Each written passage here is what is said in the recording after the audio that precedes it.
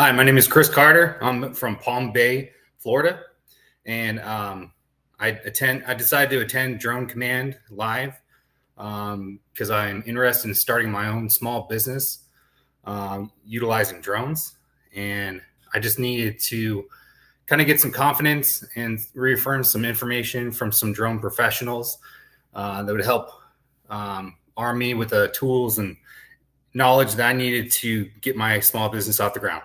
So I'm excited for learning for the rest of the weekend. And yeah, I highly recommend taking this, what would you call it? Conference. All right, thanks. Bye. Hey, my name is Chris Carter. I'm from Palm Bay, Florida.